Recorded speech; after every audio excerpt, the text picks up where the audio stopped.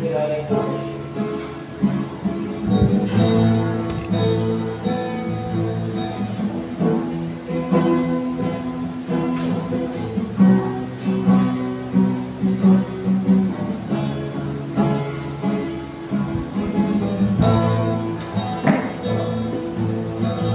Light of the world, you step down into darkness.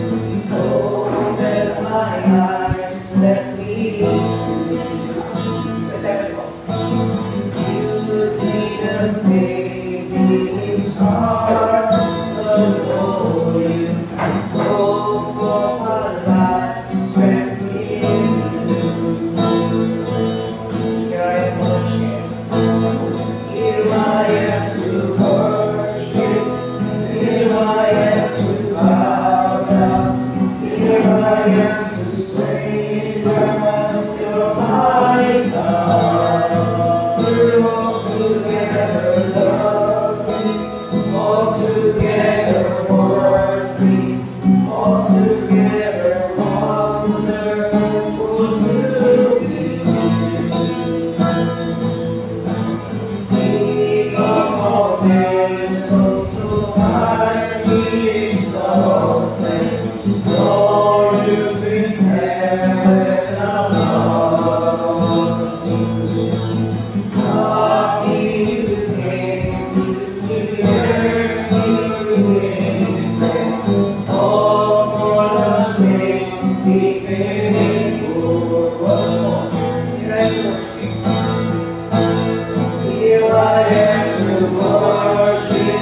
Here I am to bow down. Here I am to say that you're my God. We're all together lovely, all together worthy, all together wonderful to me. Here I am to worship. Here I am to bow down. Here I am to say that you're my God. We're all together lovely, all together worthy, all together wonderful to me. I've never known how I it was to see my sin upon the cross. I've never known how it was to see my sin upon the cross. All of the name of the Lord. Call upon the name of the Lord, and He is saved. Call upon the name. Call upon the name of the Lord, and He is saved. Call upon the name. Call upon the name of the Lord, and He is saved.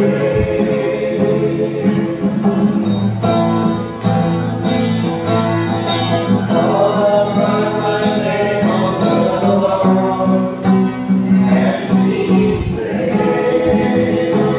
Here I am. Here I am to worship. Here I am to bow down. Here I am to say that you're my God. We're all together lovely, all together worthy, all together wonderful to me. Here I am to worship. Here I am to bow down. Here I am to say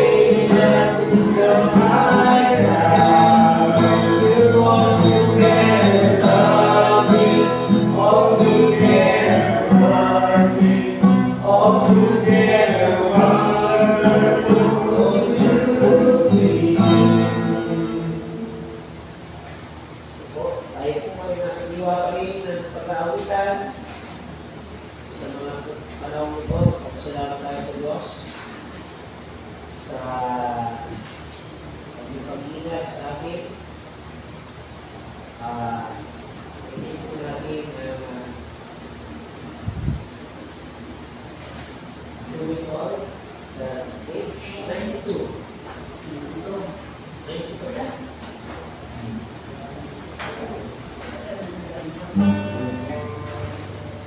po ay napakaraming mga challenges, no? Hindi mo po nawawala yan. Yung tawag na hindi nawawala ng tao sa buhay. Yung pangalan ng tao, merong hamon, how much more ang hamon siya. Pero sa mga hamon yan, tayo po ay dapat ang Panginoon. And do it all at napakabog ng ating Diyos. Kaya salamatan po natin siya sa pagpulitan ng ating Diyos.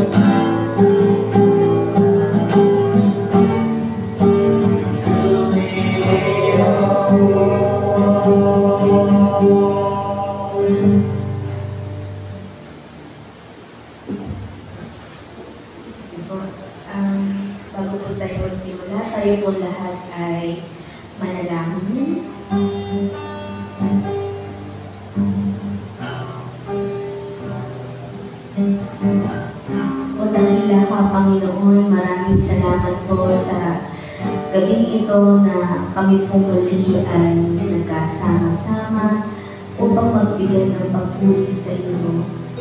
Maraming salamat po sa oras na ito na kami ay nakapagbigay ng pasasalamat at pagkakantahan upang maihayag ang iyong kadakilaan, Panginoon.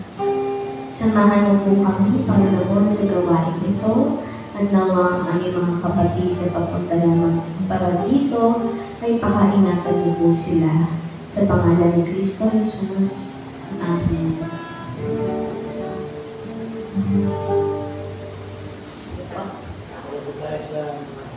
Pasasalamat. Kasi mauna na po ako.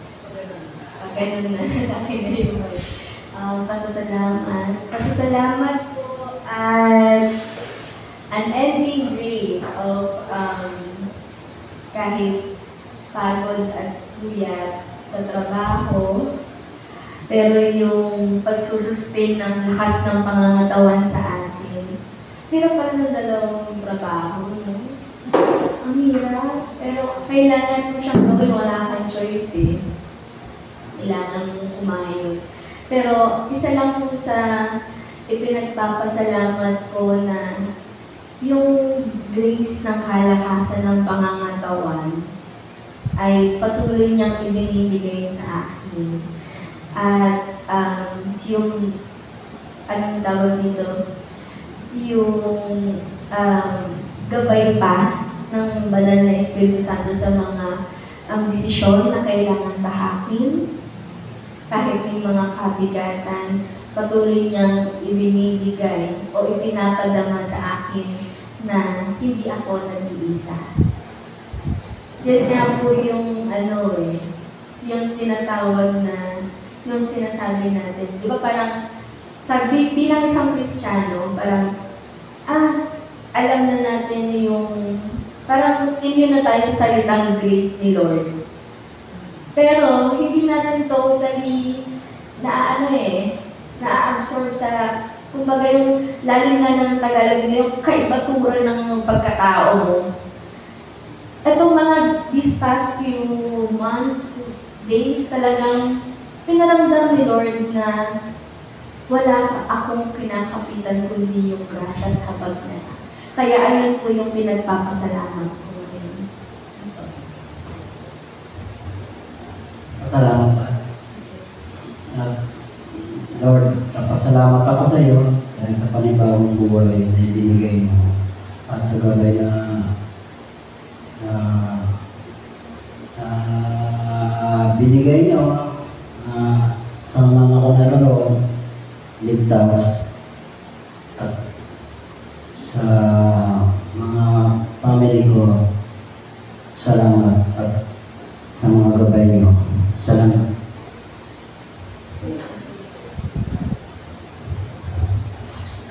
Ako nagpapasalamat sa Panginoon dahil sa patuloy na pagpapalad sa aking ng buhay at pag-guide naman sa mga dapat sa mga gagawin sa araw-araw. At nagpapasalamat ako dahil niyalay tayo ni Lord sa ng kapamakan, disgrasya, aksidente, at hindi niya tayo pinapabayaan sa mga pagpapala, mga pangailangan natin. At siya mismo tumutulong sa atin upang maging matatag sa lahat ng sandali ng buhay natin. At nagpapasalamat ako sa pamilya ko na nandiyan lagi at sumasapot sa akin lalo sa panahon na nasa nabutan ako, depresyon. Yung pag-asa na ibibigay ng Panginoon ay walang kapantay. Salamat sa Panginoon.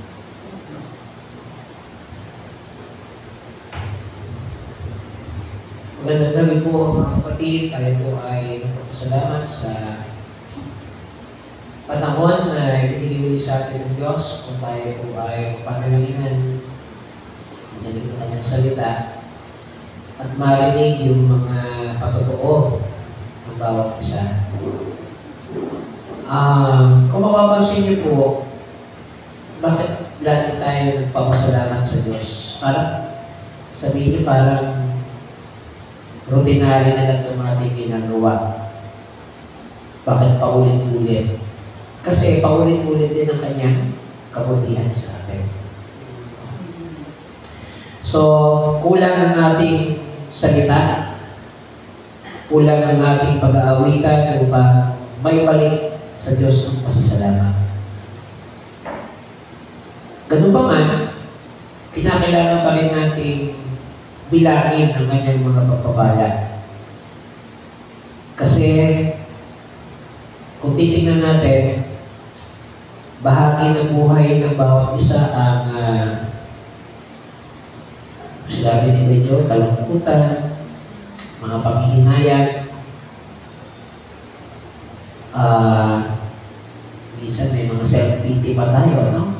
Kaya sinisisi natin ang ating sarili o yung ibang tao. Binabalikan natin yung mga pangyayari sa buhay natin na sana na ito, sana ganyan. Kung maibabalik ko lang, may maganda tayo mawitin eh. Pero, makikita natin na sa bawat nangyayari sa buhay natin, talagang pinaplano ito ng Diyos. Para po, may matutunan tayo at maalagay tayo sa isang sitwasyon na better than before. So, wala lang ng pasasalamat na natin binibigay natin. So, itong nakaraang linggo po, ako ay masaya sapagkat after po ng ating service, pumunta tayo sa Pasay City Youth Home. Ngayon tayo, wala nang mesa. So, Pasay City Youth Home. And after that, makita natin yung sitwasyon ng mga kabataan. Sana layang isa makasama ka sa amin. Alam mo ba yung mga kasigilad mo hanggang doon? Halos kasigilad mo lang at mas bata pa sa'yo. It breaks my heart talaga. Nadudurog yung puso ko kasi halos kasigilad niya yung panganay ko. Yung mga kabataan na naroon, nasa puso nila dapat wala sila nun eh. Pero ang na-realize ko kasi, may mga nagtutulak sa kanila para mangyari yung ganong sitwasyon. So, vulnerable pa rin ang ating mga kabataan. Para sa mga kaisipan, uri ng pamumuhay, kultura, yung karahasan, at iba pang mga pwede makasira sa kanila. So, dominant pa rin eh. At hindi lang yun sa Pasay, mga kapatid. Hanggang sa buong panig ng ating bansa, tayo po ay nakakaranas na tayo. Pero sa kabila ko noon, nakita ko yung hope ng mga kabataan ito. Positibo ang kanilang pananaw sa buhay. At nagpapasalamat tayo sa mga social workers na nagtsatsaga sa kanila. And sana maluwanagan din yung kanilang pamilya na after nung kanilang sitwasyon ay makasama na nila yung mga bata at may maaral din naman may paunawa doon sa mga magulang. So, hindi lang po sa mga kabataan ang mga aral na dapat matutunan nila, maging ang mga magulang. Dapat din po ay natututo tayo. So, after that po, dumiretso ako ng Bacoor, doon po sa Palapaan, sa evacuation center po na dinelili ng LGU, doon sa mga nasunugan sa Lobos sa Pote. Okay? So, batay po dun sa pakikipag-usap natin sa kanila, meron silang palugit na 3 weeks lang para makapaghanap ng lugar. So, tinanong po natin, meron bang in-offer ang ating LGU na pwede nyo matuluyan. So, sabi nila, meron daw sana doon sa NAIC, yung resettlement community, At binigyan sila ng 10,000 na tulong. Kaya lang ang problema po, dahil yung mga anak nila ay malalayo ang pinapasukan, nagagastos nila para sa kanilang mga anak. At alam niyo naman, ang 10,000 yun, mabilis maubos. Di ba? Kasi pag namalay kayo, 1,000 ulang eh. Hindi na makakapuno ng bayong niya. So meron po, I think, 50 families doon sa evacuation center na nakatent. 50 tents, pero in 10, 2 pamilya po yung nakatira. So thankful tayo, supply naman sila ng pagkain, tubig, at saka paliguran. Pero hanggang kailan? So, ang malinaw po, walang plano yung LGU para sa kanila. At sad to say, yung kapitan ng Logos ay wala rin pakialam sa kanila. So nagkaroon kami ng solution at sa abot ng makakaya po ng ating mga katuwang doon, kasi meron po tayo samahan dyan sa Cavite, composed of different organizations and sa larangan po ng mga tao sa bahay. Kasama natin ang Roman Catholic Church, ang Aglipay, at iba pang mga Christian groups para maglunsad po ng dialogue sa LGU na maparating sa kanila, ano po ang plano ninyo para sa mga tao ito. So hindi po sapat yung bigyan sila ng ayuda, pero ano ba yung plano nila? Dahil almost 800 families po ang nawala ng bahay ko.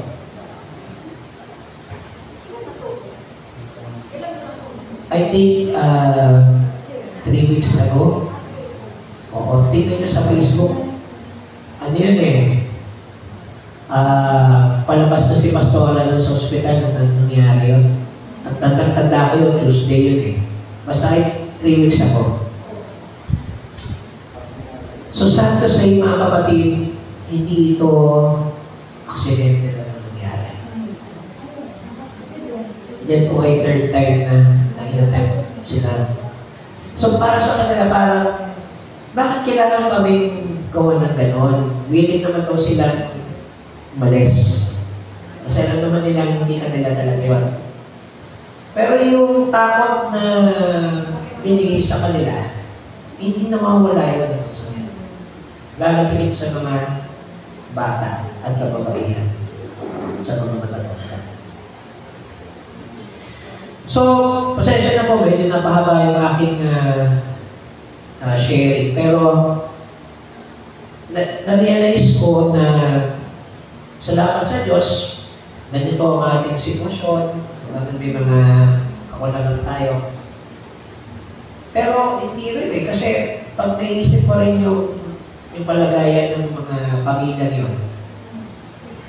hindi lang sapat na sila ay yung ating ipadala, kundi kinakailangan meron din tayong gawin para sa kanila. Sapat ng ating makakaya.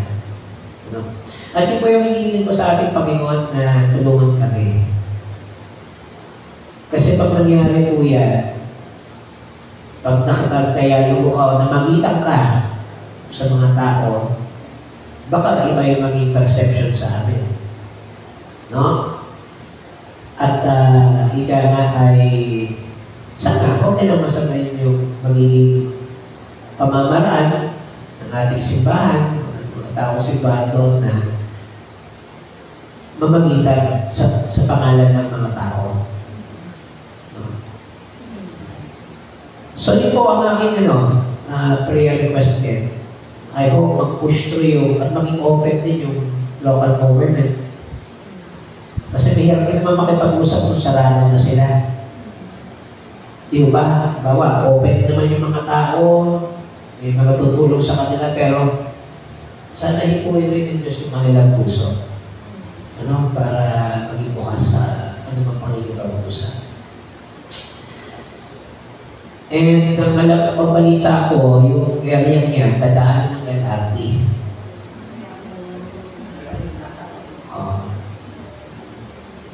So ito pareho natin sila mga kapatid. No? Medyo nakakalungkot na rin ganung paraan pagpapalo sa kanila. Sana ay mabigyan pa ho ng paraan na ma-relocate sila sa maayos na pamamaraan. Yun lang po. Thank you very much.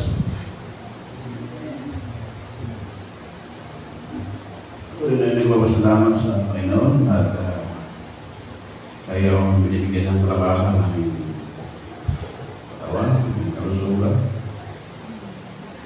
Kalau sa aking trabaho, ako'y naging wala sa tulog, kulang ang pagtulog. Tumas na gabi. Alas 10 hanggang alas 10 ng umaga malalaos sa trabaho. Kaya may nagtataka dahil yung gabi na madaling araw, hindi ako nakarampay na nato. Sabi ko kayo, parang nakaiba ngayon. Hindi ko na ako nakaramdam ng sakit na aking mata. Kasi minsan pag wala akong tulog, masakit yung mata. So, ang gabi, dahil wala akong tulog. Okay naman yung mata. Hindi talaga ako dinalaw ng antok. Kahit wala akong tulog. Salamat din, pinasalamatan kay natapos ko rin yung matagal kong pinapagawa ng aking boss. Registration ng sasakyan kasi na-expire yung mga registration. Kaya wala akong pagtutuusin, wala akong kaya na pumunta sa LTO. Pero nung Martes, nagdadalawang isla kung pumunta na LTO kasi baka makakatop na ng doon kasi may katop doon eh. Hanggang naman sila. Mga 100 kakatop na sila. Pero pagdating ako ng alas 12, hindi na siya, maasikasya ako. Dito yung papel ko kaya within 22 minutes, natapos na. Kaya napapahangiti, hindi tulad noon na siyang pinaabot doon. Ngayon na natapos ko na agad. Hindi na ako natantay ng pangalaw.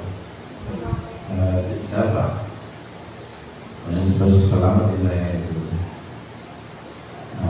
nandito naman tayo sa ating gawain. At patuloy na rin ang ating pag-aaral sa salita ng Diyos. Na may mga kapatid natin na napatayin dumami sa gawain natin ito. Yan ang mga aking pasalamat niya. Papasalamat po sa Panginoon na kahit gabi na akong nakakauwi sa bahay. Pag-hilad po, ingatan po ako. Binibigyan ako sa Panginoon at saka yung pamilya ko. Ingatan. Saka yung kapatid ko, kahit may cancer, patuloy siya na laban. Sabi ko lumaban ka hanggat. Sinusuportahan ko namin.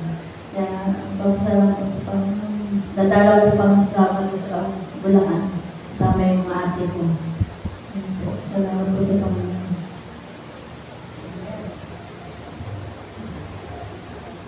Unang gusto kong sa kanya dahil nga salamat ang mga magandang bagay na bigay na sa akin sa pamilya ko.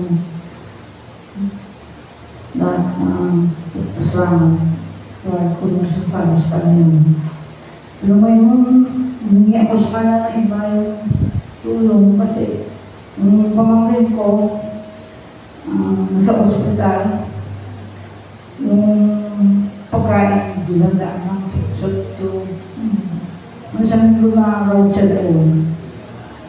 Lalaki, ang pangalan na anak ng kapatid ko.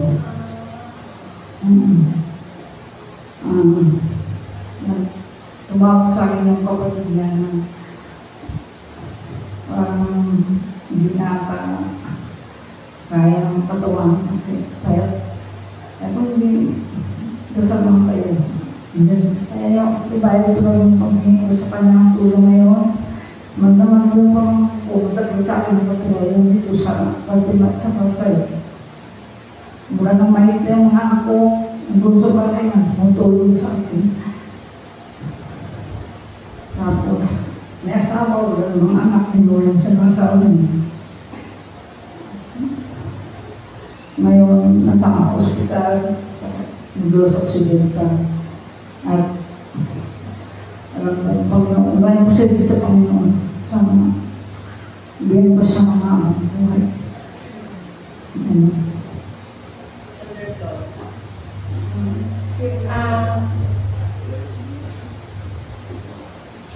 Nagpapasalamat po ako sa Panginoon sa isang buong linggong pag-iingat niya po sa akin, sa buong pamilya. At sa provision day ko, nakakaaw na ang kakagala. Sorry Lord. Yun, kakagala. Hindi na po, sa pag-iingat ako ni Lord. Isang malaking pasasalamat na po yun. Yan lang po.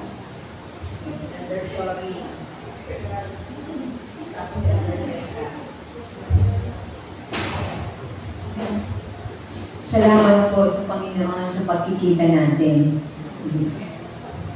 May mga tao mo na gustong-gustong umaten. Kaya lang nga, yung trabaho nila. Kaya tayo magpasalamat sa Panginoon sapagkat andito tayo upang magbigay na naman ng ating mga pasasalamat at patotoo para sa hindi nagmamaliw at walang upas na pagpapala ng Panginoon sa atin sa araw-araw. Yun nga po, ang unang pasalamat ko po ay ang buhay na taglay ng bawat isa sa atin. Hindi ko mapapantayan yan. Ang pag-iingat at ang pagbibigay niya ng mga pangangailangan natin. Minsan magtataka ka na lang. Kahit konti ang ating kinikita, nakaraos tayo. Ano yan? Andyan ang kamay ng Panginoon na tumutulong sa atin. Yung po ang aking talagang pinagpapasalamat at ang kapayapaan ng bawat pamilya sa amin po. At nagpapasalamat po ako nung Sunday, nakadalaw po tayo sa Yulong. Nakasama po natin ang ating kapartner ng mga igir na alam naman po natin kahit gano'n rin sila ka-busy, kaabala, ay nagkakaroon po ng panahon upang tignan ang ating mga kabataan doon na nakapiit. At yun nga po, napakaganda po ng kanilang puso na talagang sabi nila, talagang once a month talaga. Kaya salamat sa Panginoon sa mga tao ito at sa kanilang magandang kalooban. Kaya po, salamat sa ating buti, Pastor. The Lord. Magandang gabi po. Ang aking ibig na pagpasalamat ngayon at nandito na naman tayo, kahit na tayo ay busy, hindi talaga nawawala yung pagmamaling natin na tayo ay magpuri at magpasalamat sa kadakilaan ng Panginoon sa atin. Wala naman talaga tayong ibang hinihingi sa Kanya, yung pag-iingat lang at hindi tayo magkakasakit. Malaking pagpapala na yun sa bawat isa. Kaya po, kahit na tayo ay sinasabi natin na mahirap, hindi po tayo mahirap dahil ang pagmamahal ng Diyos ay hindi nagmamahal sa bawat isa. Yun lamang po. Ako nagpapasalamat talaga sa Diyos dahil sa patuloy niya na ibigay sa amin ng biyaya sa araw-araw. Saka sa kalisugan namin, kay Queenie, kay Bit, sa asawa ko, sa ako, kay Jake, bagamat malayo si Jake. Salamat din ko sa Panginoon dahil medyo magaling na ako, wala na akong nararamdaman. Oh. Sabi ko kay Lord, ibalik lang doon ang kalakasan ko, pagkatawag ko. Ibaya ko lang tira, basta huwag lang ako magkasakit. Yun yung prayer ko kay Lord. At saka nung isang araw, pag-uwi ko sa bahay, linggo, may isang kami namin nilis bahay, sabi sa akin, pa, siguro to, kay Lord siguro ito kagustuhan ko dahil ang pinansa namin medyo nagkukulang-kulang kami kasi minsan walang order, pero meron naman order. Nakagawa kami ng 150 na sumang Lunes. Nag-order din si Bikay. Kasama ko sa Lunes dahil puro na lang ko deliver, hindi na yung ilalakano ko pa. Puro order na yun, 150. Meron pa ka dinabigyan, hindi kikinda siya ni Bibis. Wala na eh. Sakto eh. Kaya, salamat din sa Panginoon sa kanyang grace talaga na sa araw-araw. Tapos, isa pa, yung linggo sa akin, hindi sa akin pa, gusto mo magtupad. Kung hindi siya sa akin, gawin eh. Oo. Tapos, sabi niyo, ako inaano, doon sa barangay sa pinagalingan namin. Pero doon pa kami na, doon pa kami nabutante. Hindi, isip ko sabi niya, ako sana, sabi niya Diyos. Pero, inanong ikaw na lang, kasi ako hindi pwede ako sa akin na, kasi pag may order, ano mag-ano. At sabi sa akin, ikaw na lang pa.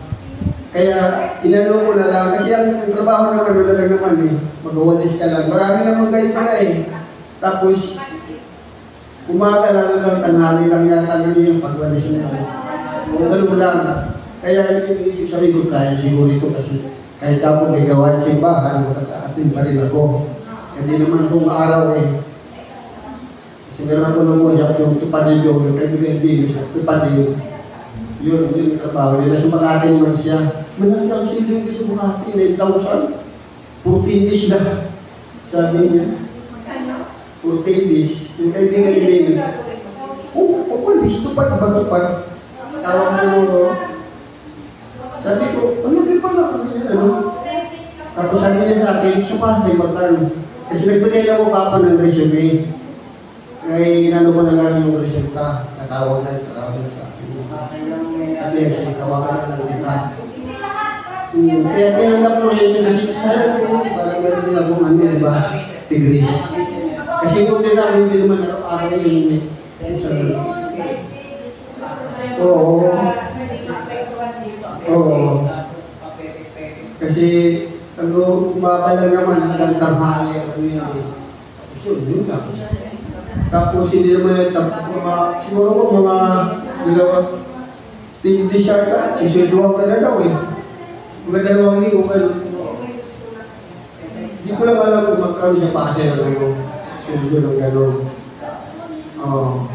Kaya sabi ko, sige magpasa tayo ng ano, tanggapin mo na lang. At least baka lang trabaho, hindi ako magbubuhat eh. Kasi bawal sa akin, magbubuhat din eh. Diba? Oo, doon lang naman sa buong barangay lang naman yun.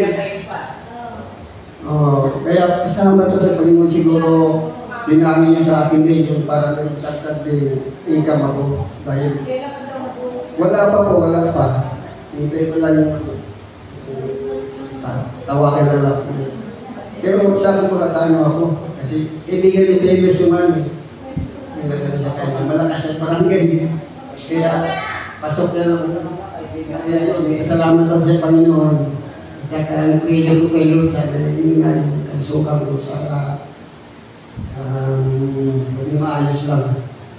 Huwag lang mo magkasakit. Thank you, Lord. Salamat. Ako naman po, papasalamat ako sa Panginoon kasi yung minutes ng isang meeting namin sa conference, 3 oras. So may imaginein mo yung nagme-minutes ako. Tapos sa pinag-uusapan namin, hindi lang simpleng pinag-uusapan. Kaya talagang, kailangan pakinggan mo talaga yung pinag-uusapan para maisulat mo. Kung a-attend ka lang, makikinig ka lang, tapos na yung gawain mo. Pero ako, ang gagawin ko, isusulat ko yung mga pinag-usapan. So mahirap po talaga.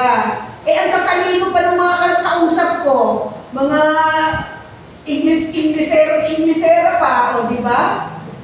saka mga talagang doktor, alam niyo yun, mahirap na magkamali doon sa minutes mo dahil ang mga nasa meeting po ay mga pastor, diakonesa, mga, alam niyo yun, mga leader ng simbahan.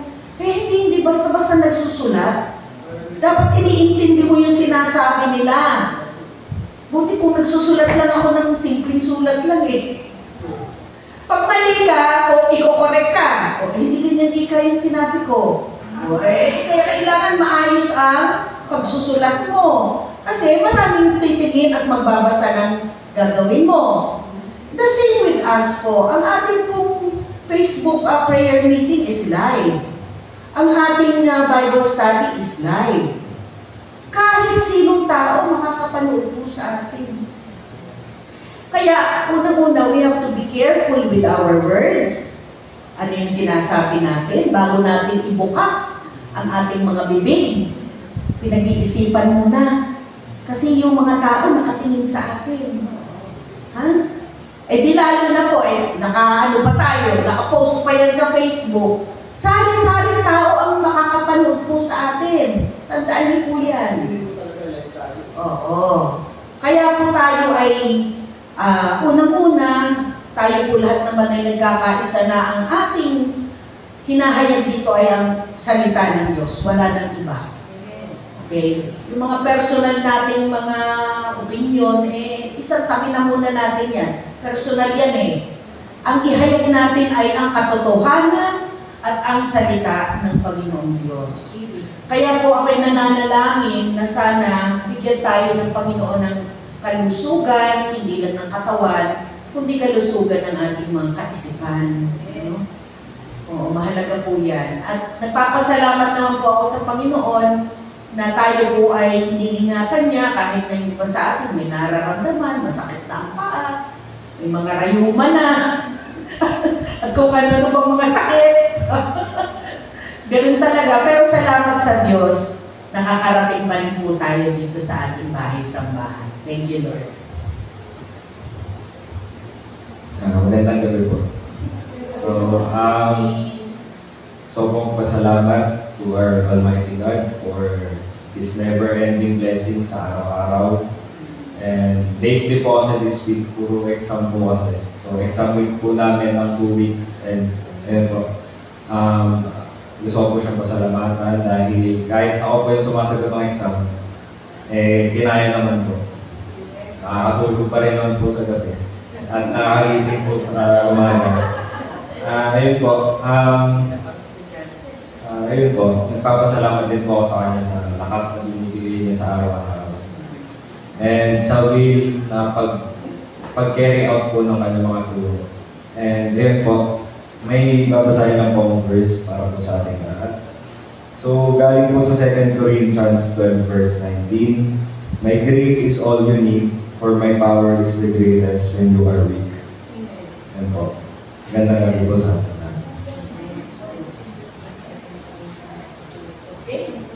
So, tayo ngayon po ay dadako na sa munting mensahe ng Panginoong Diyos at tayo po'y pangungunahan ng ating Sister Thea. Tayo po lahat ay buksan ng ating Biblia sa ating badayang talata. Ito po ay matatagpuan sa awit o Psalm chapter 8, Kabanata 8. Opo, awit 8. Atin po itong basahin namin sa awitan. Awit 8. Opo, chapter 8, Kabanata 8. Buong chapter siya. 1 to 9. Sige po, atin pong basahin ng sagutan. Kalwalhatian ng Diyos at dignidad ng tao. O Yahweh na aming Panginoon, sa buong mundo'y tunay kang dakila. Iyong papuri abot sa langit. Pinupuri ka ng bawat sila. Ikaw ay nagtayo ng isang kapulan, kaya naging ang iyong kaaway. Pinagmasdan ko ang langit na gawa ng iyong kamay, pati ang buwan at mga bituin na iyong inilagay. Ano ba ang tao upang iyong patanagan? O ang mga tao upang iyong patanagan? Nilikha mo siyang mababa sa iyo ng kaunti. Pinuspos mo siya ng dangal at ng luwalhati. Ginawa mo siya ng iyong nagdaan ng iyong biyaya. Sa lahat ng mga bagay siya ang iyong pinamahalan. Mga tupa at kawan, pati na ang mga mababangis. Kaya ang iyong lumipad at ang mga sa karagatan at lahat ng nilipad na sa karagatan. O Yahweh na aming Panginoon, sa buong mundo'y tunay kang dakila. Sa bagong tipan naman po, ating buksan sa Hebreo. Hayaan niyo po ang Hebreo, Kabanata 1, Talata 1 hanggang 5. Yan niyo pong basahin ko. Are we there?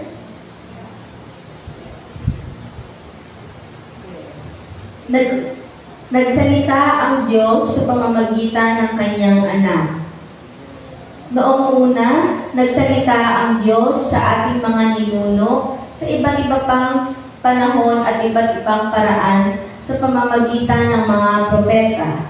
Ngunit sa mga huling araw na ito, siya'y nagsalita sa atin sa pamamagitan ng kanyang anak. Sa pamamagitan ng anak ay nilikha ng Diyos ang sanlibutan at siya ang piniling tagapagmana ng lahat ng bagay. Nakikita sa anak ang kaluwalhatian ng Diyos. Kung ano ang Diyos, ay ganun din ang anak.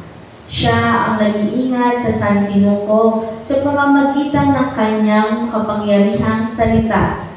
Pagkatapos niyang nilising tayo sa ating mga kasalanan, siya'y umupo sa kanan ng makapangyarihang doon sa langit. Mas dakila ang anak kaysa sa mga anghel. Ang anak ay ginawang higit na dakila kaysa mga anghel, tulad ng pangalan na ibinigay sa kanya ng Diyos ay higit na dakila, sapagkat kailanmay hindi sinasabi ng Diyos sa sino mang anghel, ikaw ang aking anak, mula ngayon ako na ang iyong ama. Ni hindi rin niya sinabi sa kanino mang anghel, ako'y magiging kanyang ama at siya'y magiging aking anak.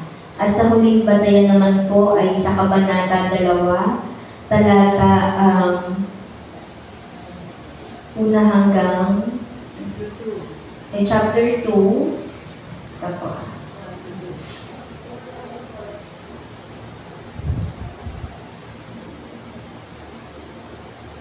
Chapter 2, verses 5 to 12. Ang nagsagawa ng pagliligtas sa atin, hindi sa mga anghel ipinamahala ng Diyos ang daigdig ng kanyang lilikhain, ang daigdig na aming tinutukoy. Sa halip ay ganito ang sinasabi ayon sa isang bahagi ng kasulatan. Ano ba ang tao upang iyong pahalagahan? O ang anak ng tao upang iyong pangalagaan? Sandaling panahong siya'y ginawa mong mas mababa kaysa mga anghel. Pinuspos mo siya ng dangal at ng luwalhati. Ginawa mo siyang tagapamahala ng lahat ng inyong nilikha. At ipinasakop mo sa kanyang kapangyarihan ang lahat ng bagay. Nang ipinasakop ng Diyos ang lahat ng bagay sa kapangyarihan ng tao, walang bagay na di ipinailalim sa Kanya. Sa kasalukuyan, hindi pa natin nakikitang napailalim sa Kanyang kapangyarihan ang lahat ng bagay. Subalit, alam natin si Jesus, kahit nasa kaunting panahoy, ginawang mas mababa kaysa mga anghel, ay binigyan ng karangalan at kaluwalhatian dahil sa pagdurusa niya sa kamatayan. Dahil sa kagandahang loob ng Diyos sa atin, niloob niyang si Jesus ay makaranas ng kamatayan para sa lahat. Sa pamamagitan ng kanyang pagdurusa, siya'y ginawang ganap ng Diyos at nang sa gayon ay makapagdala siya ng maraming anak patungo sa kalwalhatian. Ito'y dapat lamang gawin ng Diyos na lumikha at nangangalaga sa lahat ng bagay, sapagkat si Jesus ang tagapanguna ng kanilang kaligtasan. Si Jesus ang nagpapabanal sa mga tao, ang kanyang Ama at ang Ama ang mga taong ito ay iisa. Kaya hindi niya ikinahihiyang tawagin silang mga kapatid. Sinasabi niya sa Diyos, ipapahayag ko sa aking mga kapatid ang iyong pangalan. Sa gitna ng kapulungan, ika'y papapurihan. Tayo po'y pinagpala sa pagkabasa. Tayo po muli ay manalangin. O Panginoon, maraming salamat po sa aming nabasa sa iyong banal na kasulatan. Panginoon, bigyan niyo po nawa ng linaw sa aming kaisipan. Nawa man sa puso't maisip namin ito. Ikaw po ang manguna, Panginoon, at ang pangalan mo po ang itaas at hindi po ang iyong lingkod. Ikaw po ang mangunang magsalita, Panginoon, at nawa ang iyong nais sabihin, ang aking maiparating. Sa pangalan ni Kristo Jesus, ang lahat ng papuri ay sa iyo lamang. Amen. Ayan. Buti na lang po, nag-check ako ng messenger. Kaya po, mabuti yung attitude ni Elder Grace na pag di ka nag-reply sa group chat, i-PM ka niya. Ibig sabihin, napaka-importante yung gusto niya sabihin. Sabi siguro ni Lord, masyado kang busy sa trabaho, mag-lead ka ng prayer meeting. May gusto lamang po akong i-share sa inyo. Meron kaming katrabaho sa Telus. Siya ay edad 37 years old. Nagagaw siya, sinugod sa ospital. Pagkadala sa ospital ay kailangan na siyang operahan kasi naapektuhan daw yung heart. Tapos after ng operation, parang almost 1 day lang, pumanaw na siya. Down lang nag-start, 37. Saya ng buhay ng tao yun. Pag titignan mo siya, parang siya yung tipo na tao na yung gugustuhin mong kasama. Kasi hindi siya iinda ng problema. Hindi siya iinda ng masaya siyang kasama. Jolly boy, yung jolly-gali na tao. Yung lahat pag sa isang, kasi sa recruitment siya sa sourcing, pero HR din. Pag may mga gathering, siya talaga yung center of attention talaga kasi nakakatawa, yung ayaw niya ng malungkot. Kaya nung time na huling araw niya, ang huling week niya is birthday niya, September 27. Nagpunta lahat ng mga taga-Telus. Ang saya lang kasi kahit malungkot yung sitwasyon, puro nakakatawang alaala yung kinikwento doon. Nabanggit ko po ito dahil isa ito sa naging reflection na kung anong meron tayo ngayon sa ating nabasang talakayan o banal na kasulatan ng Panginoon. Kasi pinapahiwatig dito na sa lahat ng kung anong meron tayo dito sa mundo, pinapakita ng Panginoon ang kadakilaan ni Jesus sa atin. Actually, kung may shinare ako, tapos parang may tinayp ako nung last Monday, nilibig ko na lang din, kasi parang inisip ko, habang nakikinig ako ng kanta ni Darlene na Amazing Grace, sabi ko itong kanta na to, ang daling kantahin. Ang dali natin kantahin lahat, di ba? Amazing Grace, how sweet that sound that saves a wretch like me. Diba? I once was lost, but now I'm found. So parang ang dali natin siyang kantahin.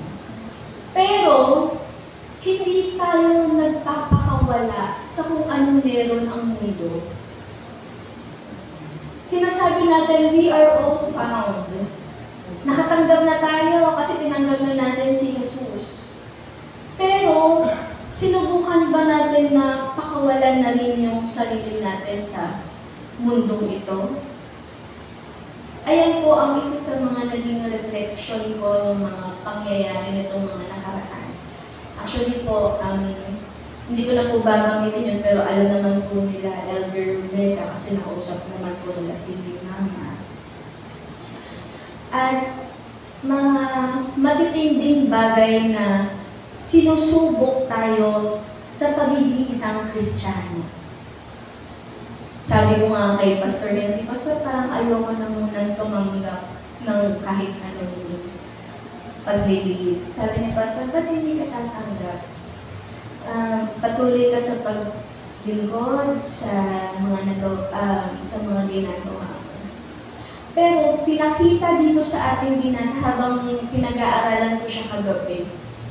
Pinakita dito na kahit makasalanan mo, yung grasya, yung habag, at kadakilaan ng Panginoon ang mas mamilibabaw. Actually, pangalawang beses ko na narinig yung binasa ni Laina, Bible verse. Sa tuwing tayo manghihina, doon tayo pinapalakas. At sa tuwing tayo binababa, doon tayo itinataas ng Panginoon. Kung mapapansin po natin sa ating binasa, hindi lang sa tao nagsentro. Pinakita ng Panginoon na ultimo, karagatan, mga hayop, lahat ng meron dito sa daigdig, walang ibang itinakadakila kundi ang ating Panginoon lamang. Imagine na lang po natin, paano pag walang hangin?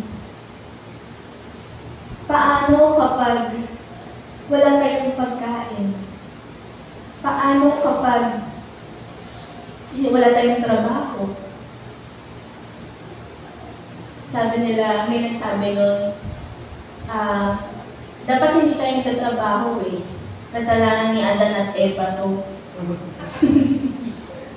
Dapat hindi daw tayo nagtatrabaho. Kasi kung hindi daw nagkaroon ng pagkakamali yung dalawa, edi ang sana ng buhay natin. Edi sana hindi tayo naghihirap. Kaya yung pagkausap ko yung tao na yun, tapos nahihirapan siya. Kasalanan ni Adan at Eva to Kasi kung hindi nangialam ng kung ano-ano, diba? Kung hindi nagpakatukso. Pero tayo din po ay naging si Adan at naging si Eva. Hanggang ngayon, patuloy tayong natutukso sa ating mga kahinaan. Di ba po may tinanong dito na ano po ba ang ating pahahalagahan? Ang tao o ang anak ng tao? At ibinigay niya ang kanyang buhay para sa ating lahat. Ako ngayon naiiyak ako kasi sabi ko, parang I'm not undeserving ba na mag-preach? Undeserving ba na? Kasi yung sa sitwasyon na hindi mo kinonsulta sa Panginoon, nag-isip ka na nag-isip ng pamamaraan mo, hindi ka nag-konsulta sa Panginoon. Nasaan ang pananampalataya?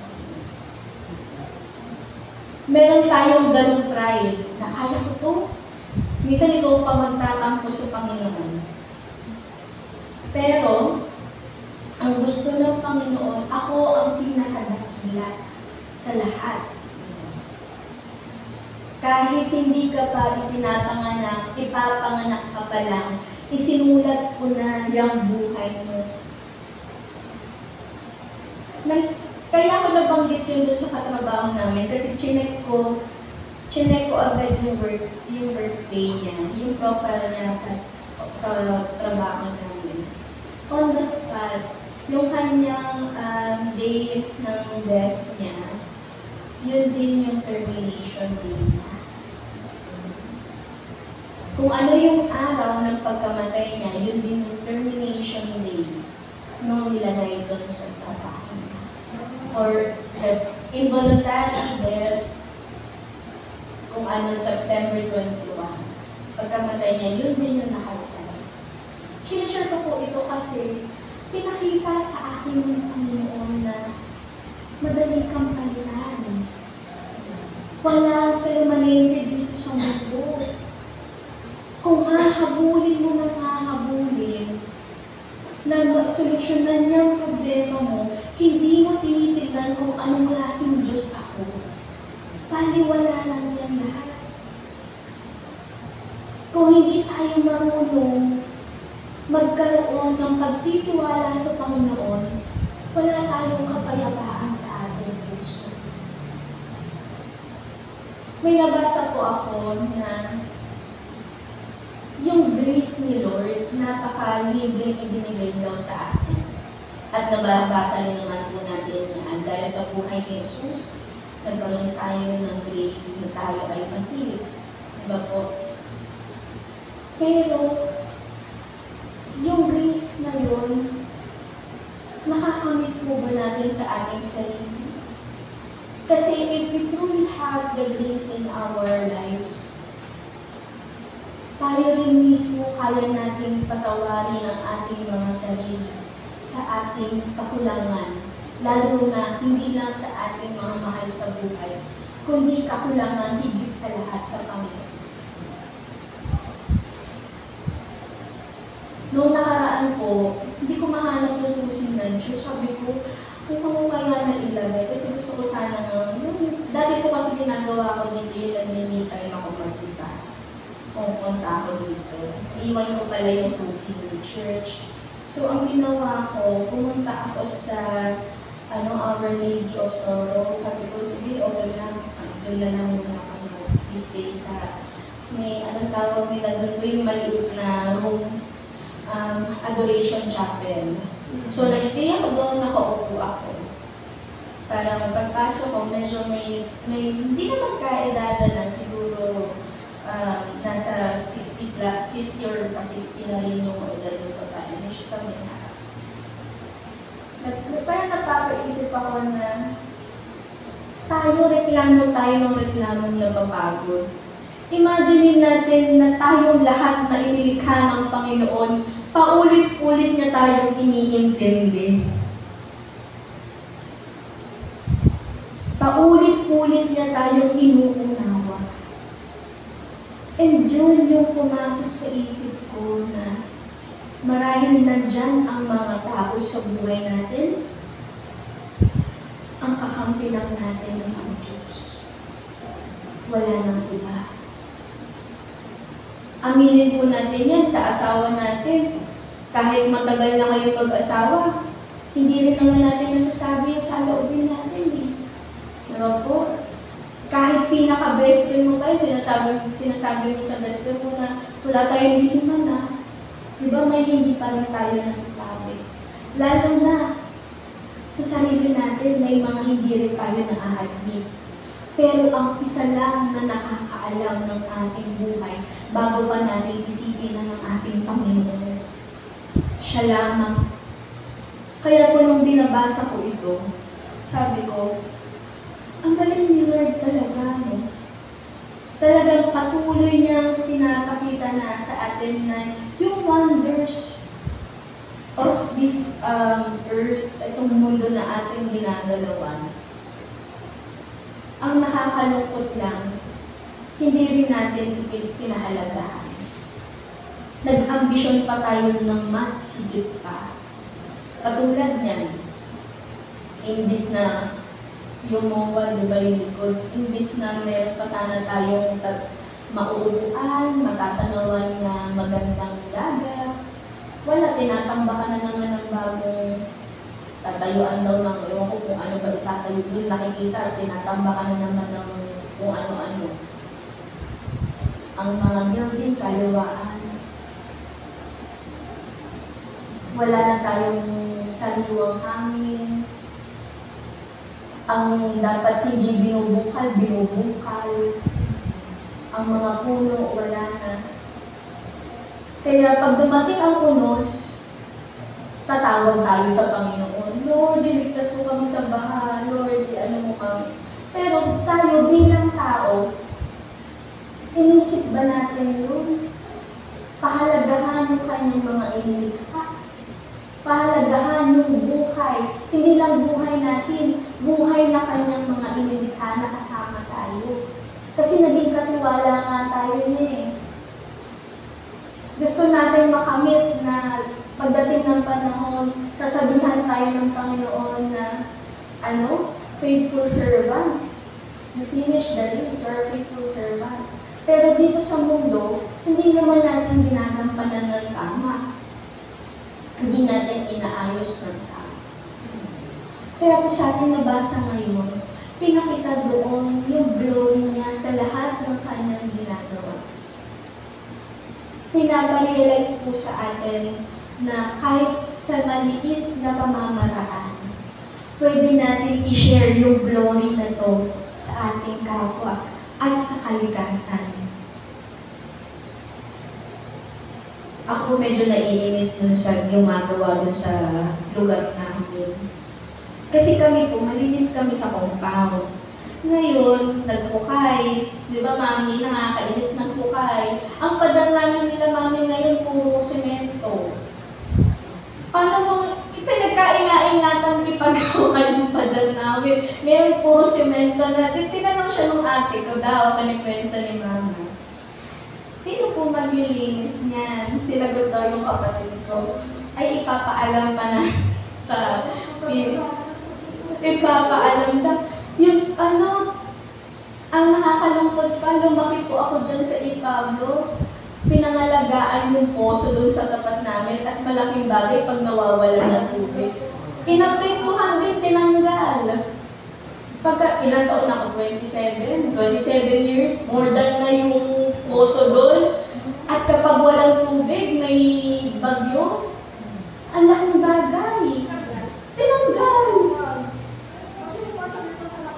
Pati mga tanim namin doon na, kasi matanim sila doon, tinanggal din, kaya nakakalungkot isipin na ang dali na lang natin aksayahin yung naibigay ng Panginoon sa atin.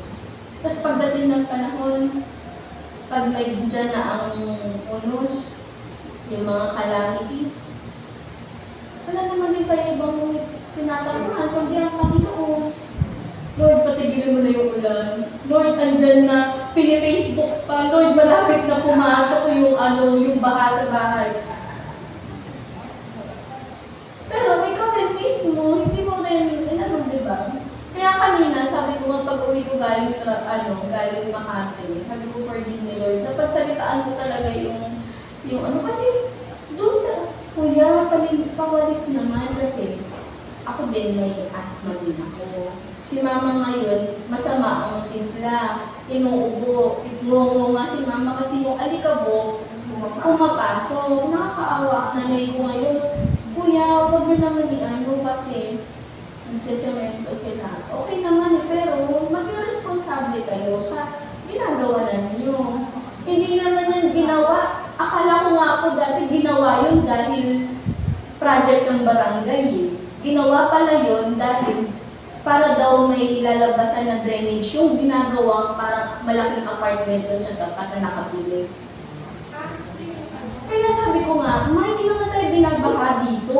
Bakit binungkal? Binungkal pala kami, daanan maayos. Daanan ganyan lang. Kasi doon ilalabas yung pinaka-drainage.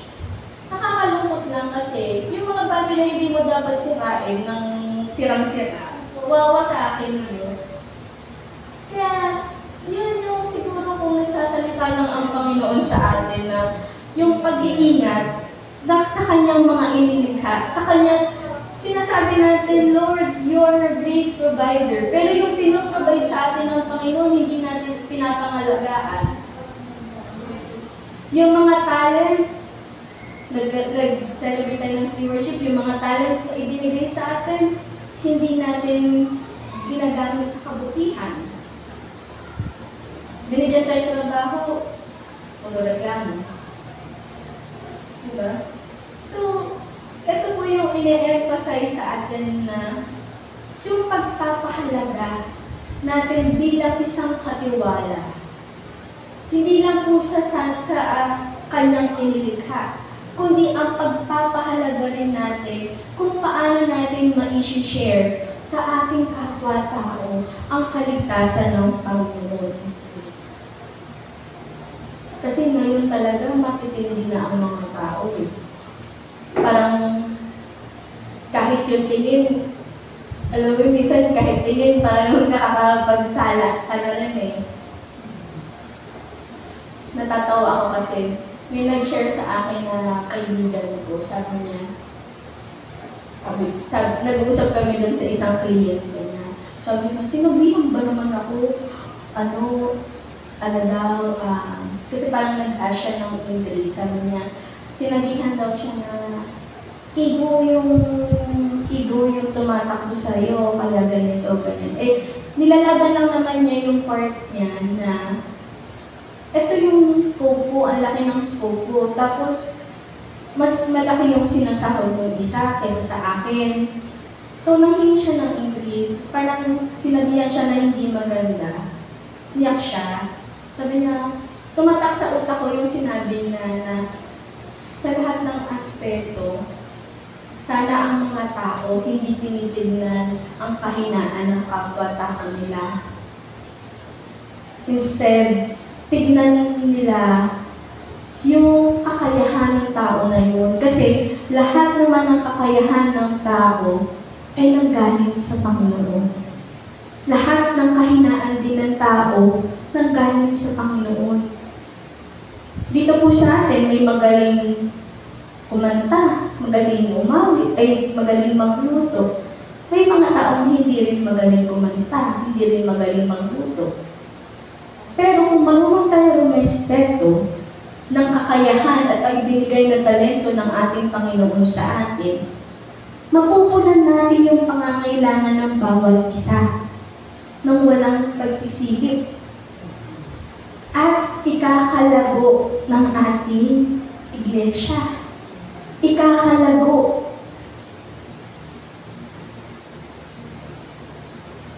Iko-quote and quote ko lang po yung sinabi ng nanay ko. Kasi si mama po nanonood yan ng live. Ang unti na nagsisimba. Ano nangyari? So, isa po ito sa wake-up call sa atin bilang isang katiwala. Ano ang kakayahan natin gawin para maipakita sa ating kapwa? Hindi maipakita na dito kayo sa UCCT Pasay kasi may masasarap magluto dito. Dito kayo kasi may mapera dito tayo kasi ganito, ganyan. Ipakita natin na hindi sa material o makamundong bagay, kundi sa salita ng Diyos na mayroong salvation, mayroong grace. Kasi po ang grace ni Lord, hindi yan nasusukat sa material. Yung bibigyanan mo o ano man. Pagpapatawad ng ina sa anak, grasya ng Panginoon. Pagpapakumbaba sa kapatid mo, nasaktan mo sa salita, grasya ng Panginoon. Pangangamusta mo sa kaibigan mo ng biglaan, grasya ng Panginoon mo. Wala man tayong maibigay ng material, pero ang higit sa lahat na pinakamayaman na ating ma-share sa ating kapwa ay kung anong klaseng Diyos meron tayo. Natatandaan niyo po yung kwento sa Bible na yung paralisadong lalaki pinagaling dahil sa pananampalataya ng kanyang kaibigan. Sana rin po maging ganun tayo. Isang mabuting katiwala at lingkod ng ating Panginoon, hindi lang sa kanyang inilikha, kundi tayo mismo bilang isang mananampalataya at tagasunod sa Kanya. Kasi di ba po, wala namang ibang daan eh. Wala namang ibang natatawa ko kasi may video si Kibuloy. Sabi niya, sige, kunin niyo ako. Ano sabi niya, ang anak ng Diyos ang maggaganti sa inyo, sabi niya sa Nakakatawa man isipin kasi nanggaling sa kanya, pero totoo po yan. ang anak ng Diyos, ang ating Panginoong Jesucristo ay nakatingin sa atin. Alam niya ang ating ginagawa bago pa lang natin gawin. Kaya po sa pagtatapos ay atin pong isipin ngayong gabi bilang isang Kristiyano o tagapangalaga ng ating na inilikha ng ating Panginoon. Ano pa po ba ang kakayahan natin gawin para ma-share natin yung kabutihan at iba pang mga kasi nag-i-start yan sa atin eh. Yung karanasan ba natin na sabi ko nga minsan kila dito makapagod na itong ganito, ganyan. Sabi na.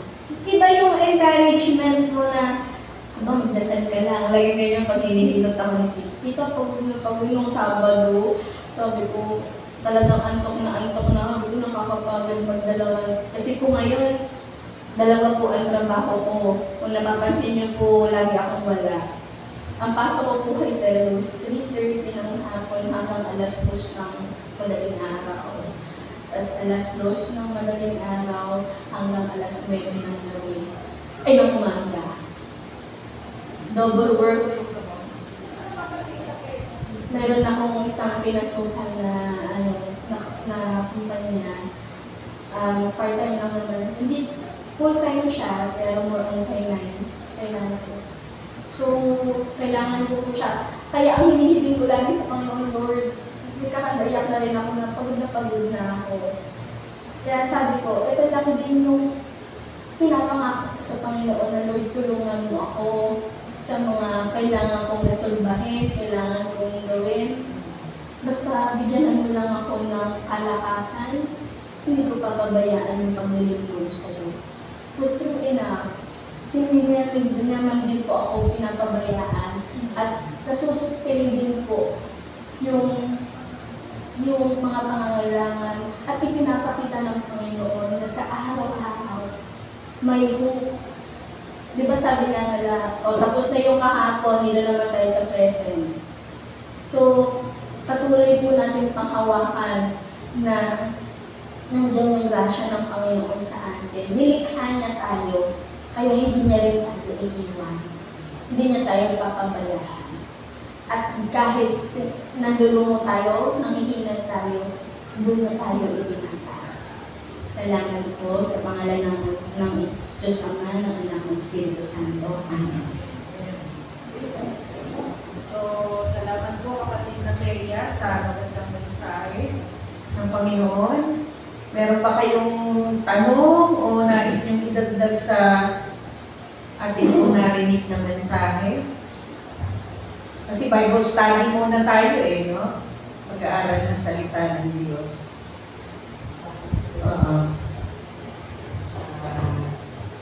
Sa sinabi ni kapatid na Thea, na parang nabanggit na kanina na nanonood yung mama niya ng live sa ating Bible study ngayon.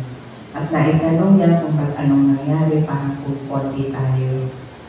Sana sa ating mga miyembro na nanonood din po ngayon at nandito, kung ano man po yung mga hindi pagkakaunawaan, sana i-healing natin sa Diyos. At kung sino po yung hindi maganda nakakasakit, pag gano'n, hindi po dapat tayo matisod at magpatuloy po tayo maglingkod sa Diyos. Kasi siya naman ang nakakaalam lahat. Kaya kailangan sa ating mga miyembro ay magpatuloy lang tayo, magpatuloy, mag-serve talaga sa Panginoon Diyos. Dahil siya lang naman ang magbibigay sa atin ng lahat-lahat. Doon natin kailangan isuko kung ano may nasa puso natin. Yun naman po. With regards to that, I think hindi naman po tayo, yung ating attendance stagnant siya Hindi siya bumababa, hindi rin tumataas. Straight lang siya. No?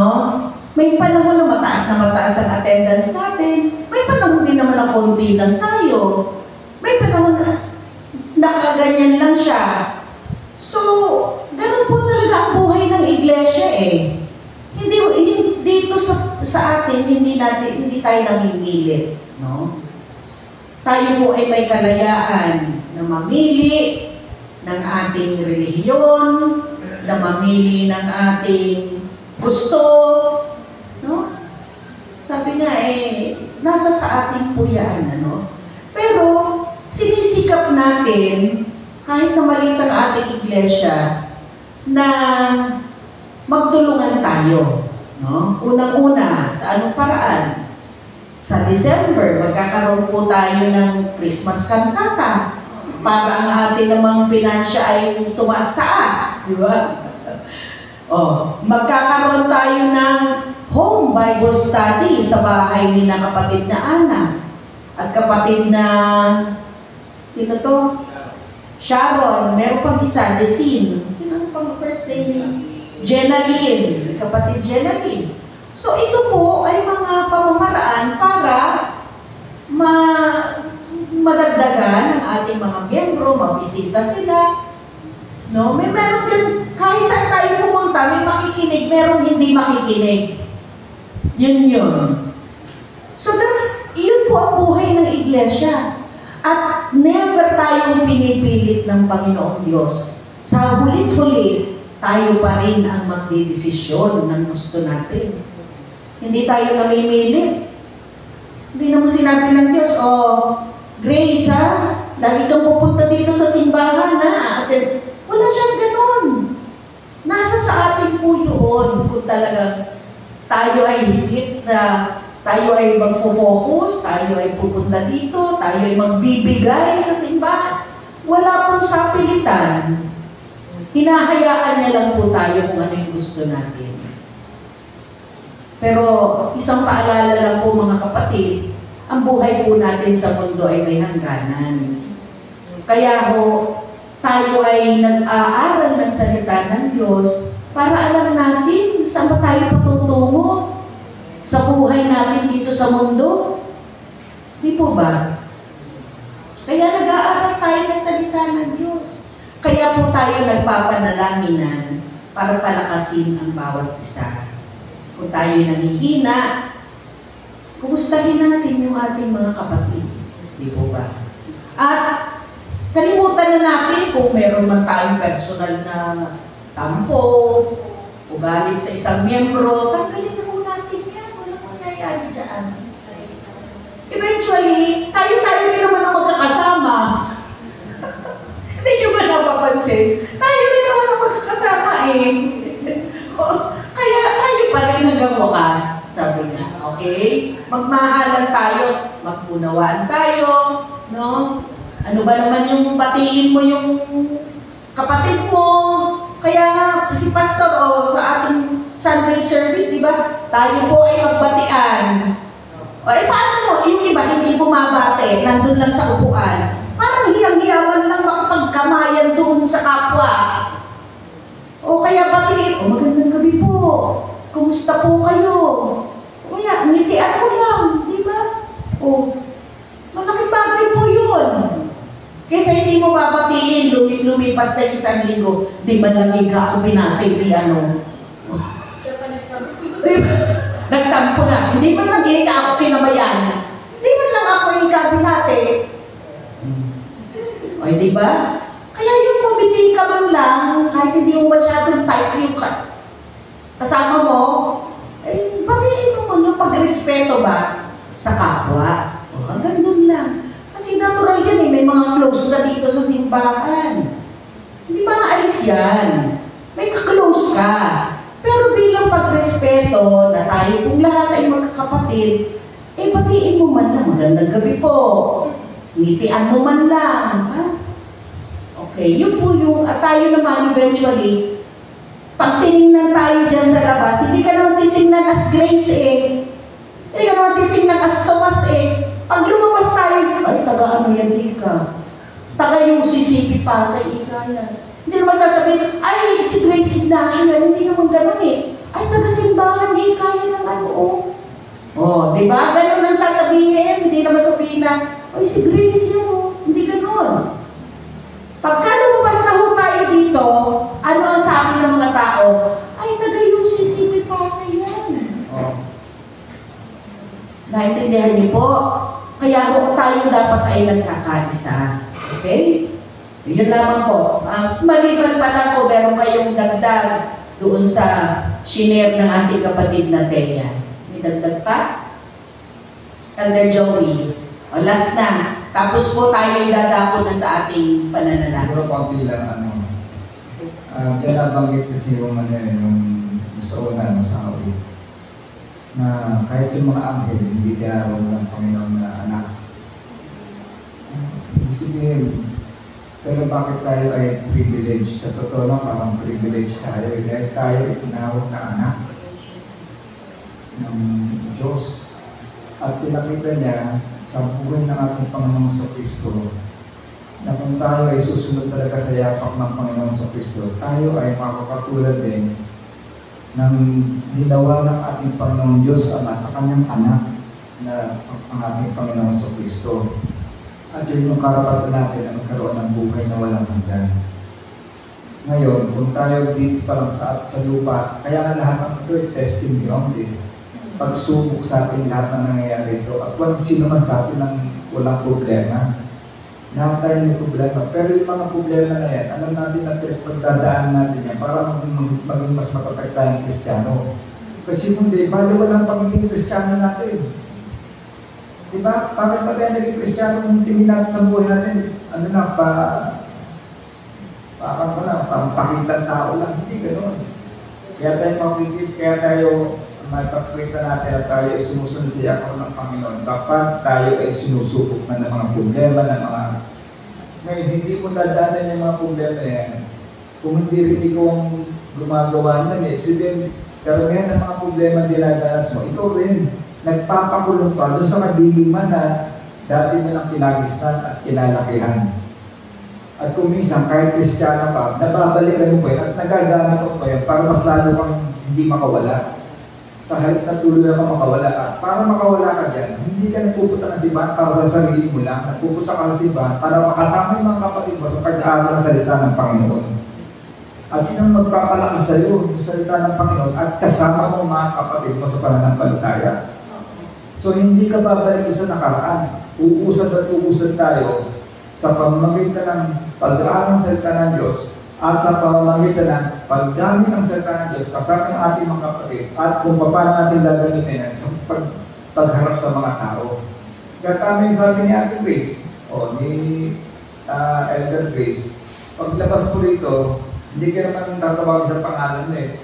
Tayo ay kilala bilang isang simbahan. Tayo ay makikilala sa atin. Ang pagkakilala ng tao sa atin bilang isang simbahan, hindi yung individual. Pero dahil kahit na mali ang kahit na nag-iisa ka lang at mali ang ginawa mo, sige sa atin pare-pareho na. Di ba? Ang pagkakamaling isa, damay ang lahat eh. Pero ang mabuti na isa, napapansin ba yun?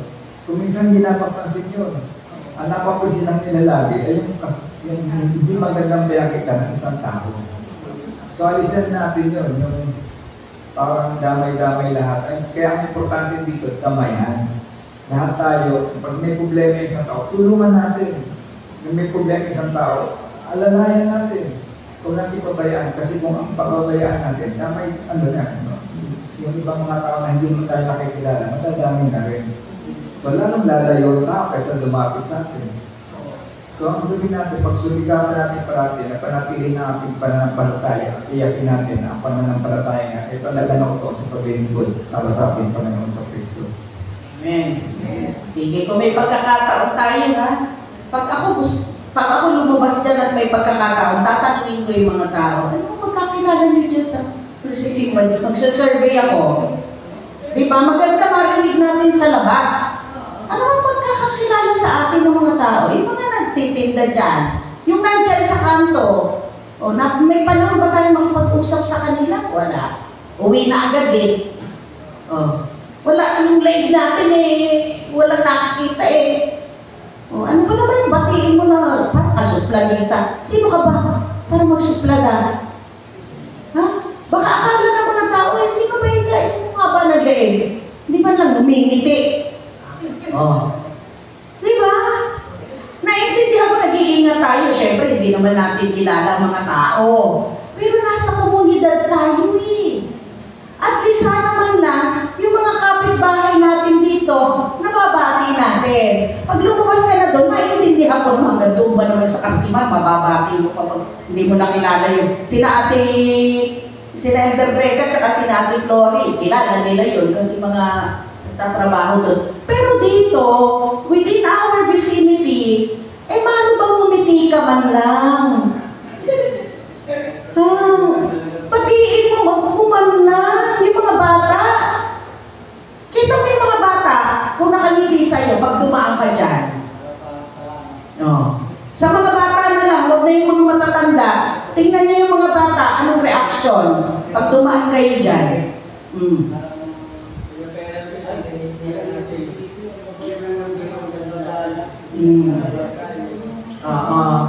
Ano ba naman yung umiti ka? Mahirap bang umiti? Kahit na bungal, nakakangiti eh. Napakatipid umiti. Ha? Anyway, pakita mo natin. Kasi, basta, one time talaga magsasurvey ako kung ano ang kanilang pagtingin dito. Malalaman nyo na lang, magre-report na lang ako dito. Okay? Katuwaan lang. I mean, gusto ko lang malaman, ano kaya ang ano nila? Sinabi pa ito dati, gusto pa nagtatapos dito. Sa utoys, dapat, dahil natin nabili dyan eh. Pero ako talaga, hindi ako nakakapagkwentuhan. Nakakakwentuhan ko lang yung tindera pag bibili ako ng tinapay. Ako kaya magpapabarya. Pero yung sabihin mong makikipagkwentuhan ako, parang wala nang time kasi. Parang gusto mo lang umuwi agad eh, di ba? Pero that's part of community work, community organizing. Lalo na ikaw, nandito ka sa simbahan. Ikaw, Kuya Tomas, hindi lang linis-linis dito sa simbahan. Tingin-tingin din dyan sa kabila, Okay, at tayo pong lahat, walang exemption. Kasi pag tinignan tayo, hindi lang si pastor yan. Ang baibigan ni pastor. Di damay na lang. Ang baibigan ng mga taga-simbahan dyan. Di damay na tayo. Pero pag may sumasungit, ang sungit kanong ano yun? Masusungit ba yung mga tahanyan? Ay damay din tayo, mga kapatid. Kaya dapat, marunong tayong pakikisama. That's the word. Marunong tayong makisama. Okay? Salamat po. So, tayo po idadako na sa ating pananalangin. Meron po dyan,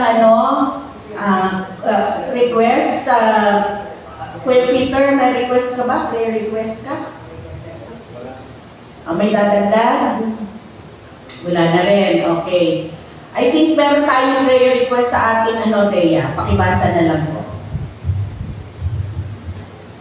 Kay Sister Giselle po, guidance para sa important meeting niya this Friday at saka yung good health daw po para sa lahat. Yes. Alam naman po yun. Meron pa ba dito na prayer? Ano pangalan ulit nun eh? Reynaldo?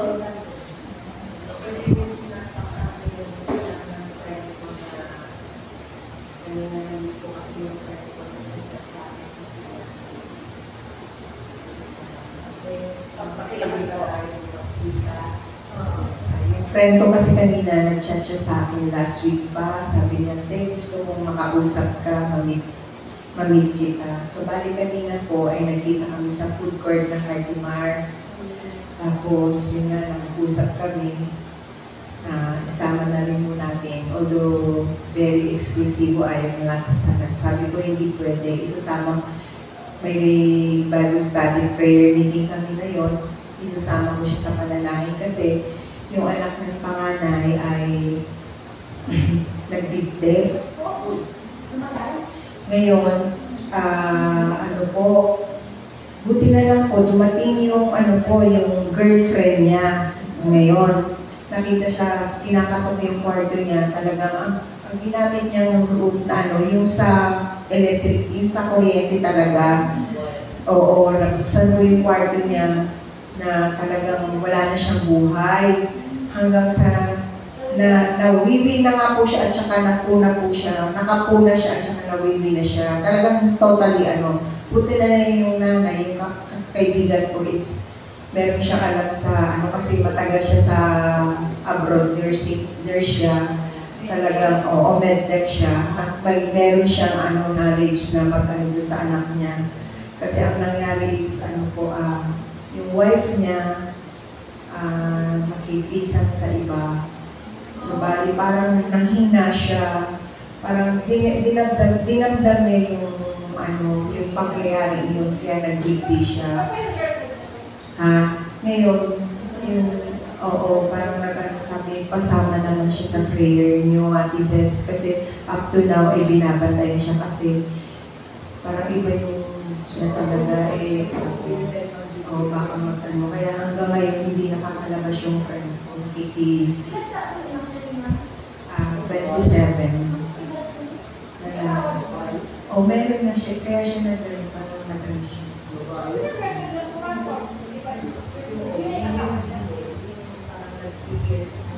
Sige po. So, ipanalangin po natin. Huwag na natin pangalanan, Ate Becca, o Matthew. Okay. Panalangin po natin si Matthew. And then, yung ating nalalapit na, kantata natin. Hopefully po ay mailabas na natin ang ating mga tickets. Tayo po ay magtulungan para sa pagbebenta ng ating mga tickets. At ang ating choir, ipanalangin po natin dahil ang choir ang talagang dito, magiging busy dahil concert na po ito di po ba? So, panalangin po natin yan. Sa December, kailan nga kantata? December 14, yan po yung pinakakantata natin, So, panalangin po natin yan. Of course, yung ating pong home Bible study sa bahay ni kapatid Ana, at ni kapatid Desin. Ano pangalan ni Desin? Ni Gina. Oo. Yan. Okay? At ang gawain din natin sa Pasay City Youth Home. Kasi regular na po ang ating pagbisita doon. Every last Sunday of the month. Okay? Sige po. So, yes.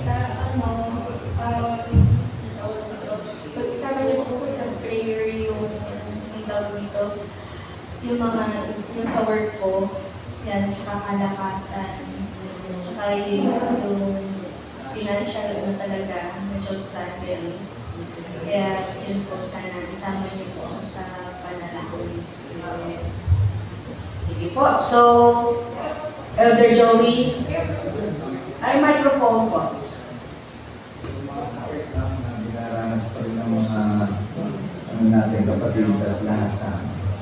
Ang isang particular ko lang na gusto natin ito nangyayari ngayon ng gera sa Lebanon at Israel. Talagang halos dinudurog na. Hindi na natin alam kung anong mangyayari yan. Sinasabi na ng iba, yan ay nasa Bible na. Hindi natin alam kung yan ang panahon na sinasabi sa Bible. So pag-pray natin, ano man ang mangyayari, huwag tayong kumabayan nito. Yes. Okay, meron pa po, Elder Flory.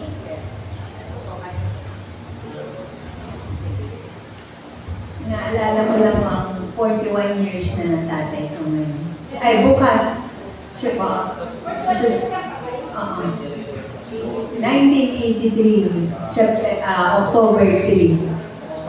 Sa tagal ng panahon, naalala namin ang aming ama na isang napakabuting ama para sa amin.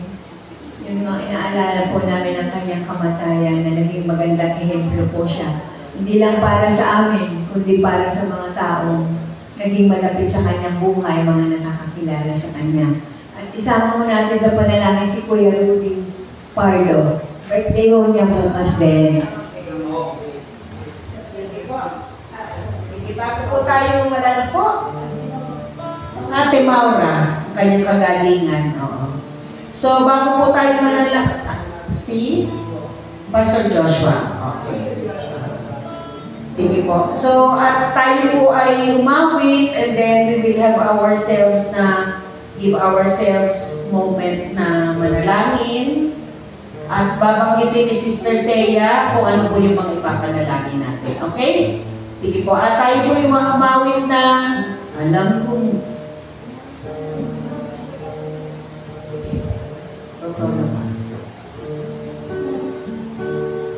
alam kong may magagawa ang Diyos. Alam kong may magagawa ang Diyos. Kung ako'y maghihimot, sa Kanya'y magtatapat. Alam kong may magagawa ang Diyos. Alam kong may magagawa ang Diyos. Alam kong may magagawa ang Diyos. Kung ako'y maglilingkod, sa Kanya'y magtatapat. Alam kong may magagawa ang Diyos. Tayo pong lahat ay manalangin at gawin natin ang presensya ng ating Panginoong Diyos. Tayo po ay manalangin ng tahimik at taimtim sa ating mga puso.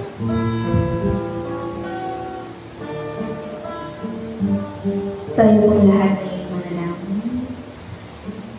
Panginoon, maraming salamat po sa mabuhang pagtalakayan, pag-uusap, at pagbibigay unawa sa iyong banal na kasulatan. Tunay nga po, Panginoon, na alam namin na Ikaw bilang aming Panginoon na tagapagligtas.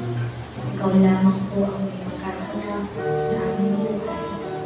Kaya kami, Panginoon, sa aming mga prayer items ngayong gabi, amin pong nilalapit ang bawat isa. Amin pong itinataas sa iyo ang aming mga kapatid na may karamdaman. Si Elder Joey, Panginoon. Lord, araw-araw po kami humihingi ng milagro, ng pag-asa sa kanyang pamamagitan. Lord, in the name of Jesus, magiging kalmado na po ang Panginoon ay gusto ko.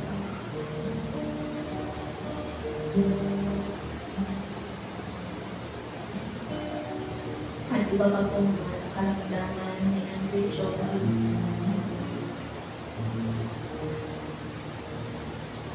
Ganun din po, Panginoon, ang aming kapatid na Maura at ang iba po namin kapatid na kumakaharap sa sakit na cancer ngayon, Panginoon.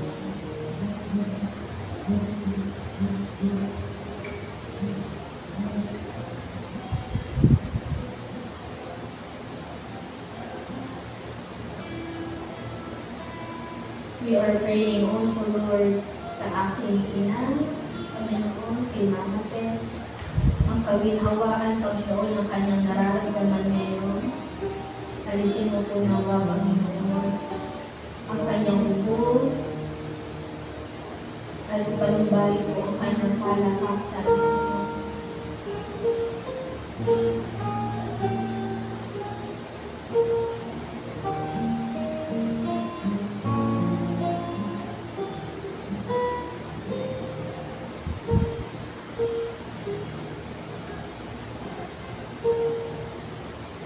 Lord, we are praying as well sa pinagdadaanan ng aming kapatid na Mancho. Lord, bigyan mo po nawa ang kapayapaan sa kanyang isip. Nawa, Panginoon, makita niya ang buhay na kasama pa.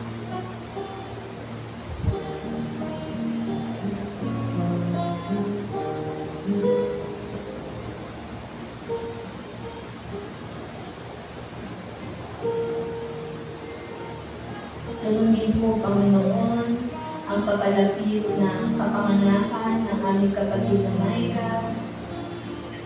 Lord, tinatanong mo siya at ang paglabas ng kanyang magiging anak.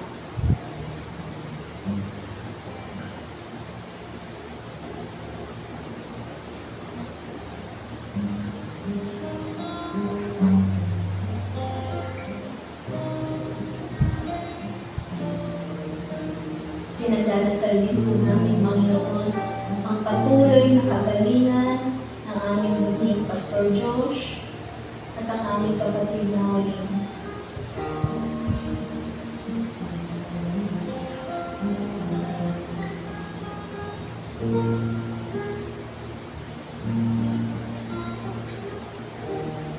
Panginoon, nilalapit ko rin po sa iyo ang aking sarili sa pagbabasa po ng resulta ng aking thalassemia, Lord, in the name of Jesus.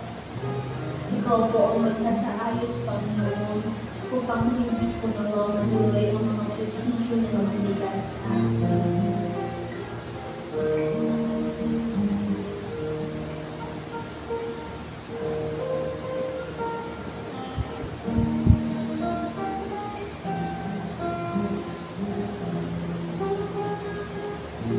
Panginoon, idinadalangin din po namin ang financial ng bawat isa.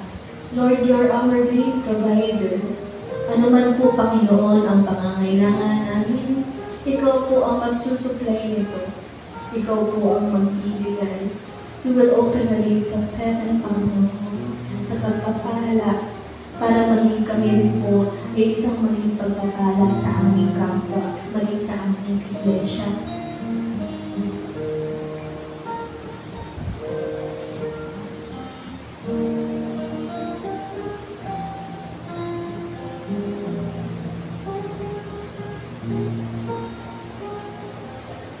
Panginoon, idinadalangin po namin sa iyo ang gawain ng aming iglesia, ang nalalapit na Christmas cantata, ang Pasay City Youth Home Visitation, ang mga gawain kada linggo.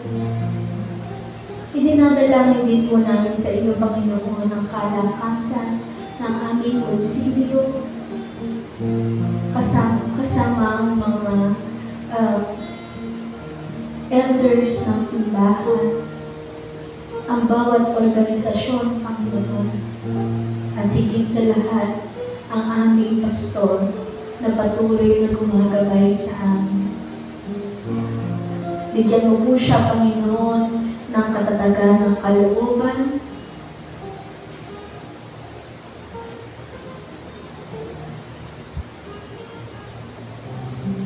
at patuloy niyo pong ilapad sa kanya ang iyong mapagpalang kamay para patuloy mo po siya gamitin sa kanyang ministeryo dito sa iglesia.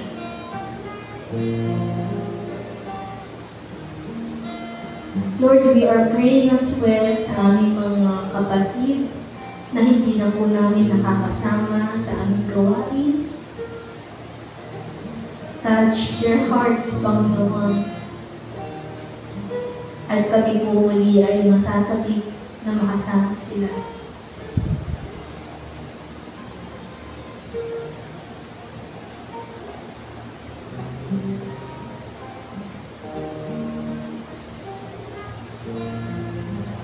Panginoon, idinadalangin din po namin sa iyo ang kalagayan ng aming bansa. Sa pagmumuno ng administrasyon ngayon, Panginoon, ang pagtakas ng bilihin, ang hindi pantay na hustisya sa mga aming kapwa, kaguluhan, Panginoon, pagtakas ng bilihin, maging sakit na patuloy na nagkakaroon dito sa mundo.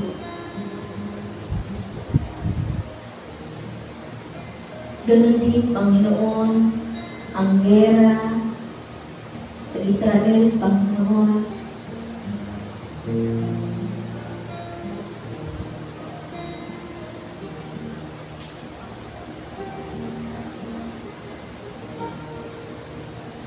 Pagkaman patuloy po namin nakikita ang mga pangyayari, hindi po namin alam kung ito na po ba ang nakasulat o senyales ng mga mangyayari sa takdang panahon. Nawa, Panginoon, kami bilang iyong lingkod, ay bigyan mo po kami ng katatagan ng loob upang patuloy namin maipakita sa aming kapwa ang isang buhay Kristiyano na nasagip ng iyong buhay sa Kristo.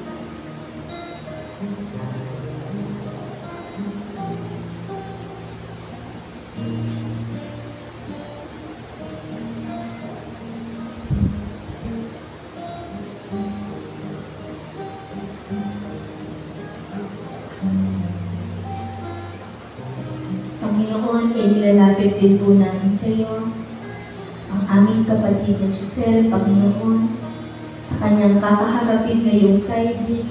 Lord, grant her wisdom, Panginoon, sa kanyang trabaho. Lord, your justice will always prevail, Panginoon, sa mga desisyon ng boards, Panginoon, at ano man ang kanyang kaharapin. Estado ng kanyang trabaho, Lord, ikaw po ang mag-iingat sa aming kapatid na ito. At ang iyo pong provision, Panginoon, sa aming kapatid na Giselle, ikaw po ang magbibigay sa kanya.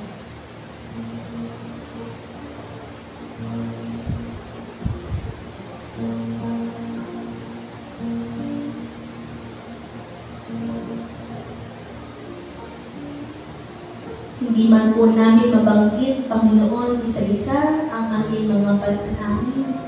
Pero alam po namin, Panginoon, na alam mo na po ang aming mga pangangailangan, ang aming mga nasa puso't isipan, Panginoon. Lord, if we are not aligned, redirect us, Panginoon. Ituro mo po ang daan muli papunta sa iyo. Kung kami po ay nagmamatigas, tulungan mo kami, Panginoon, magkaroon ng pusong mapagpatawad, pusong may pagmamahalan na mumula sa iyo. Upang ito'y, Panginoon, patuloy namin maibigay sa aming kapwa at makita nila ang buhay na kasama ka. Muli, Panginoon, sa lahat ng bagay, ito po ay ang aming pinagpapasalamat sa pangalan ni Kristo Jesus. Amen. Oras na panalangin at benediction po ng ating pastor. O aming Diyos, narinig po ninyo ang aming mga pagsamo, ang aming mga panalangin, ang aming mga pasasalamat, at pagtotoo sa inyong kabutihan at katapatan. Salamat po sa mensahe ng buhay na namin tinanggap sa gabi ito. Salamat sa mga pagpapaalala na dapat namin bigyan ng pansin. At sa tuwing na, O Diyos, ay inyo tuturo sa amin na kami ay magtiwala at manalig sa inyo. Kaya ito po ang aming pinangahawakan sa gabi ito. Patuloy niyo po kami pagmuklo nito, pag-isahin at kami ay masaya at buong puso maglingkod sa inyo. Huwag namin tingnan ang kahinaan, kawalanan ng aming kapwa. At bagkus, Panginoon, ay aming itutok muli ang aming atensyon patungo sa inyo. Sa lahat ng ito, patuloy ang aming pag-asa na kami inyong sasamahan, na kami inyong nilingatan. Kaya sa gabi ito, Panginoon, gawan niyo ang pag-iingat sa bawat isa sa amin sa aming pasamantalang paghihiwalay, sa aming pasamantalang pamamahinga. At sa araw ng bukas, ay patuloy niyo kami samahan at ingatan. Kabayan, at patuloy, Panginoon, namin paghawakan ng inyong pangako na kailanman hindi pababayaan at iiwanan ng bawat isa sa amin. Panginoon, buong aming pagtitiwala sapagkat kayo ang Diyos na buhay at makapangyarihan sa lahat. Ito po ang aming pagsama panalangin na may pasasalamat sa tanging pangalan ni Jesus na aming Panginoon at tagapagligtas. Amen. Tanggapin natin ang biyaya at kapayapaan na dulot ng ating Panginoon Kristo magmula ngayon at magpasawalang hanggan. Sa pangalan ng Ama, ng Anak at ng Espiritu Santo. Amen. Amen.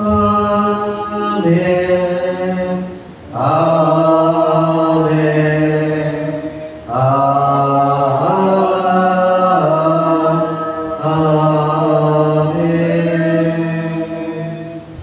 Magpalali po sa ating lahat. Tayo po ay magkaloob, pakikuha po yung ating ano. Ating pong awitin ang This is the day that the Lord has made, We will rejoice and be glad in it, for this is the day that the Lord has made. We will rejoice and be glad in it. This is the day that the Lord has made. Magandang gabi po, marami pong salamat. At announcement po, sa Saturday, tayo po ay merong choir practice. Sana po tayo lahat ay nandito ng mas maaga, lalo na yung mga choir members natin. Okay? And then Sunday ay PCU Sunday. So yung mga nag-aral po sa PCU ay pupunta dito. O yung mga nag-aral, graduate, no? Para rangalan po natin. Okay? Salamat po.